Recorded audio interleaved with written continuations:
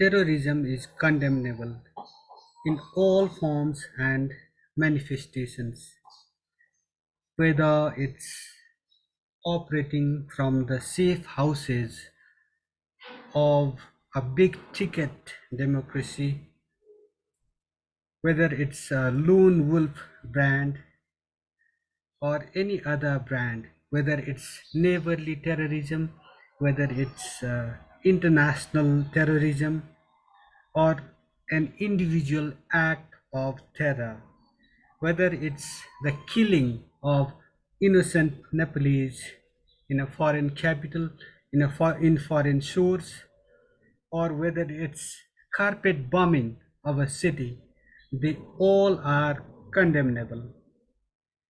Nepal has been a victim of violence and terrorism. In fact, internationally sponsored terrorism against a fledgling state. So we know that it should be condemned in the strongest of words, regardless of its brand.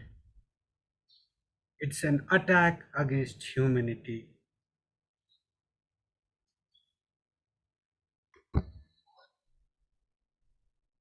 In my background is the picture of a woe-betide father, a grief-stricken father, mourning the loss of his son in that attack on the Gaza Strip, the recent attack on Gaza Strip that killed 10 Nepalese students. They were there to take part in some agricultural educational program and they died in that attack. This comes at a time when a festive season has begun in Nepal. The festive season comes amid hardships, hardships like rising food prices, rising inflation, rising corruption, and rising joblessness, and rising political instability in the country.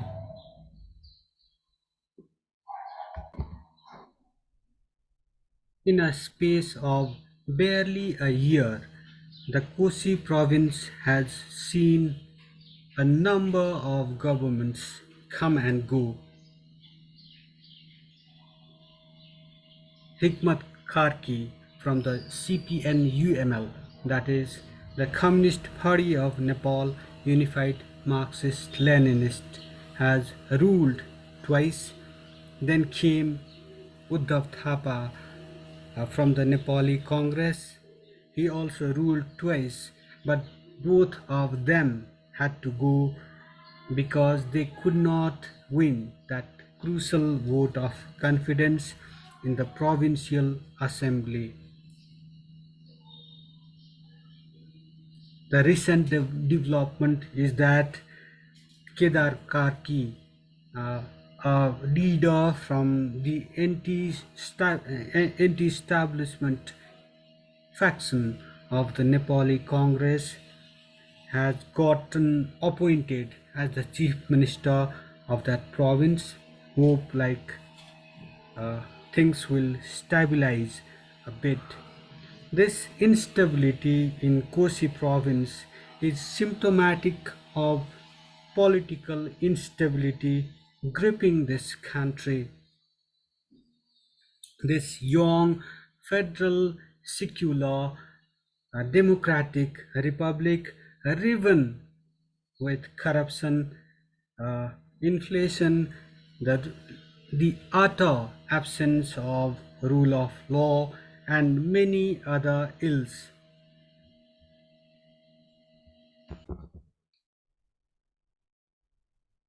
Nepali people have that happy disposition. Regularly, they figure almost at the top of this World Happiness Index.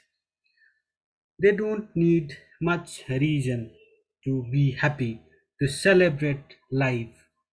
They smile even amid hardships galore. But this time, this happiness seems hard to come by, even when the festivals like Dasai, Tihar, Chhat, and many more are around the corner. As I pointed to you earlier, this tragic loss of lives in Israel has come amid this season. This is kind of a grim reminder of the death, the killing of this dastardly killing of Nepali nationals some years ago in Iraq and then in Afghanistan.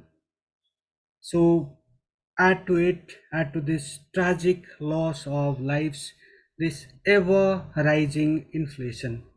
Add to it this utter lack of rule of law, this rising inflation, joblessness, then there is corruption and chronic political instability that has been eating into this happiness, this happy disposition of the Nepali peoples. That's why they are not that happy. The man on the street, what you call the people on the street, are not happy this time around. Uh, Despite this happy weather, pleasant weather, this balmy sun, it's neither too hot, neither too cold. Kathmandu always has a very pleasurable weather anyway, but this time of the year it even gets better.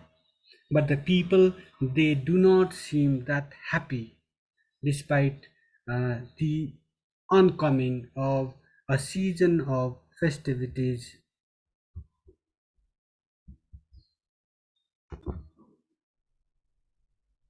A myriad flowers in bloom, even the pleasant tunes of the what you call the Mangal Dhun and Malasri, even these things have not been able to bring happiness, to bring that beautiful smile on the faces of the people. These smiles have failed to light up the faces. The kites are going up. You can see the kites in the sky, and that should, like those kites soaring high in the sky, used to be an indication of that light mood of the festivities. This is the time to rejoice. This is the time to forget all your hardships and just enjoy the good times.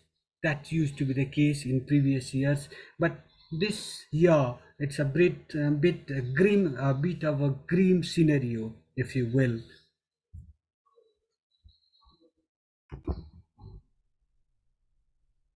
Perhaps this tragic loss of lives calls for some introspection on our part.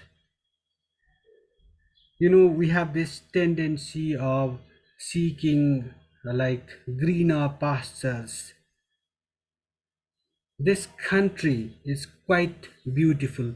It has whole lot of opportunities to offer for the Nepalese. Just the just around 30 million people, it can feed that much of a population. In fact, it has been providing for lakhs of people from the extended neighborhood. It is one of the top 10 countries that sends remittances to India, one of the largest markets in the world. This means Nepal has ample opportunities to offer to its own peoples as well. But we don't seem to see such opportunities in Nepal itself. That's why we are always looking for that proverbial land where what you call milk and honey flows. That's why we have been like uh, facing a number of uh, problems doing what you call dirty, difficult, and dangerous jobs in some of the most hostile working conditions around the world. Against this backdrop, it is perhaps time for the Nepalese to understand that, like such proverbial lands exist nowhere. As they say, home is where the heart is. In fact, the home is where the opportunities are.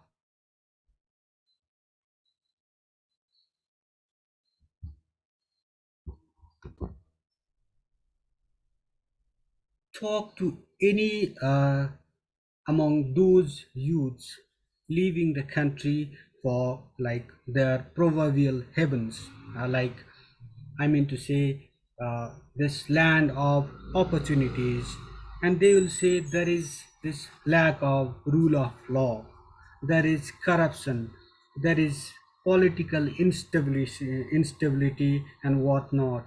They would cite a number of factors like endemic corruption, the lack of rule of law, political instability, rising inflation, and the lack of a conducive environment where you can earn a living.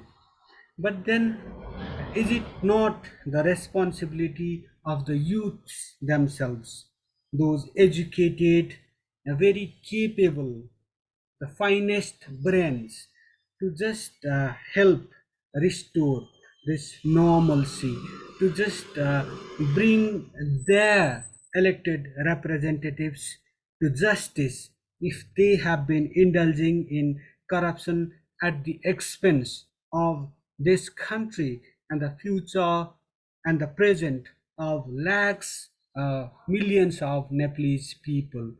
The onus is on these youths themselves because they have the skills, they have the knowledge of this world to just uh, curb the corrupt tendencies of their political leaders and the bureaucrats also.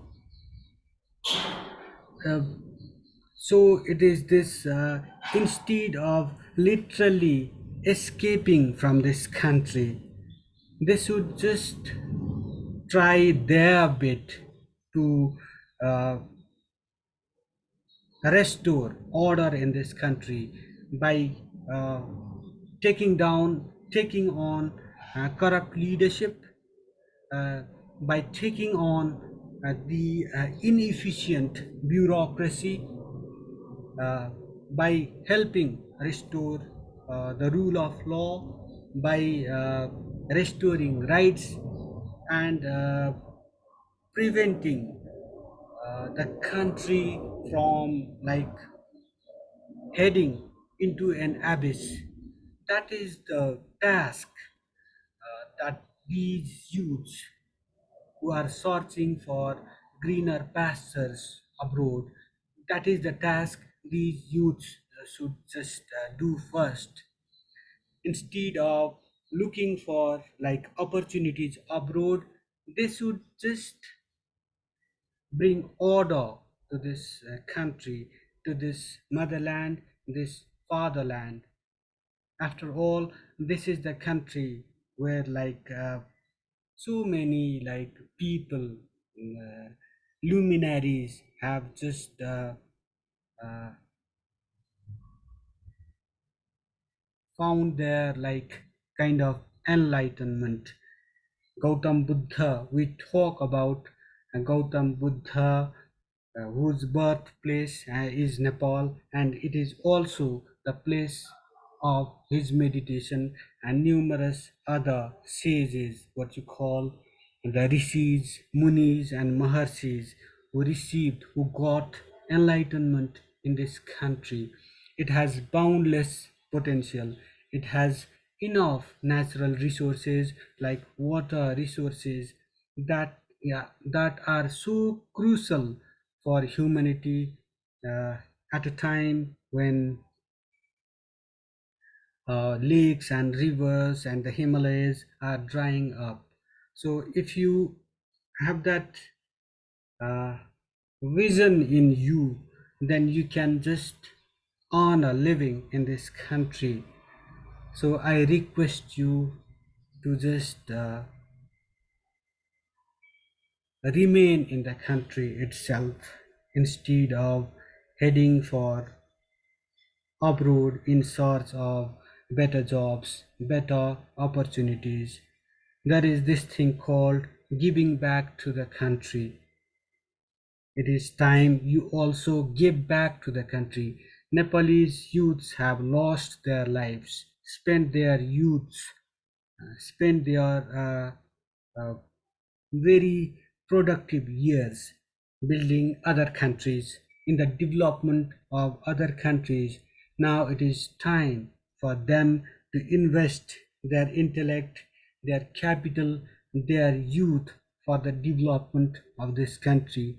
They should do every bit to extricate this country mired in multiple crises instead of looking for, like, instead of heading abroad in search of opportunities. You have to give back to this country, and it is time you did that.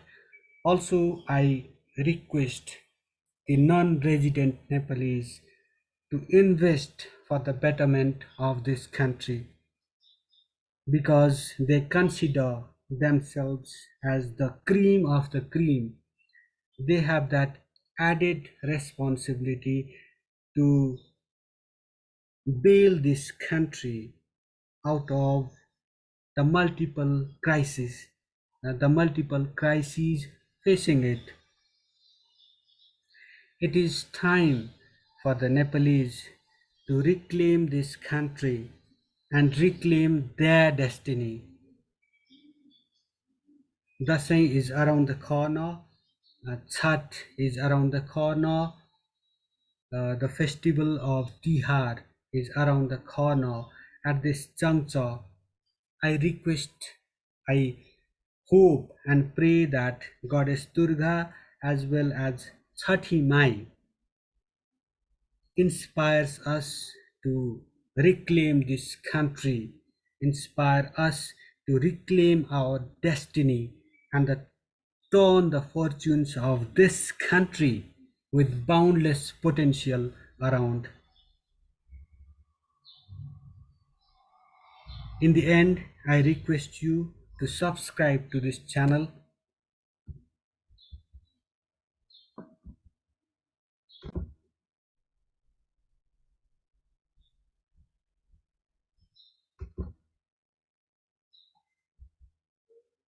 I request you to subscribe to this channel, comment on our presentation and press that like button. I request you to promote the channel that promotes citizen journalism, that truly aspires to be your true voice. Thank you for watching. Thank you for listening. And I wish you a very happy and fruitful festive season. Thank you.